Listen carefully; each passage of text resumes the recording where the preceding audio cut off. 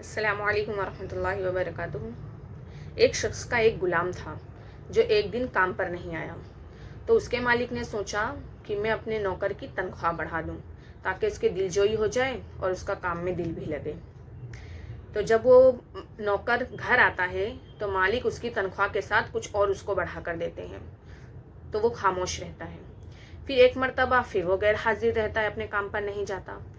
تو اس کا مالک سوچتا ہے کہ میں بار بار اگر اس کا پیسے بڑھاتا رہوں گا اس کے نہ آنے پر تو یہ تو اور غیر حاضر کرتا رہے گا، تو میں اس کی جو تنخواہ میں نے بڑھائی تھی تو میں اسے آج کم کر دیتا ہوں۔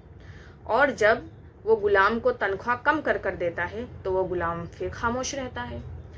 تو مالک کو بڑا حیرت اور افسوس ہوتا ہے کہ یہ ایسا کیوں، جب میں نے بڑھا کے دیا تب بھی اس نے کچھ نہیں کہا، اور جب میں کم کر دے رہا ہوں تو بھی وہ کچھ نہیں کہہ رہا ہے۔ ایسی تو کیا بات ہے، ایسا کیا ماجرا ہے؟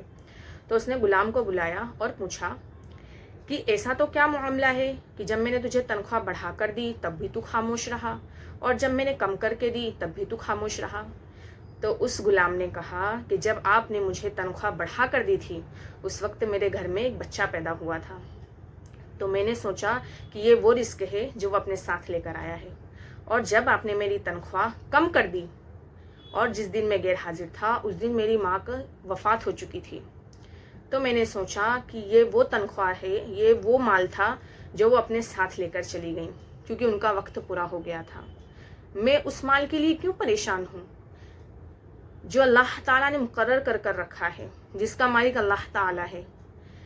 تو بے شک ہم سوچیں اس بات سے کہ وہ غلام جو کتنا سوچ رہا ہے کہ اگر کوئی شخص دنیا میں آ رہا ہے تو اللہ تعالیٰ اس کے رزق کا مالک ہے، ہم نہیں۔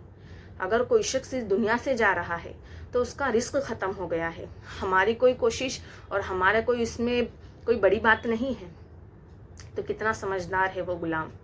تو یہ ہمارے لیے ہے کہ ہم اسی سمجھداری کے ساتھ چلیں کہ کبھی کم اور کبھی زیادہ اللہ تعالیٰ بے شک اس بندے کو اتنا ہی دیتا ہے جتنی اس کی ضرورت ہوتی ہے۔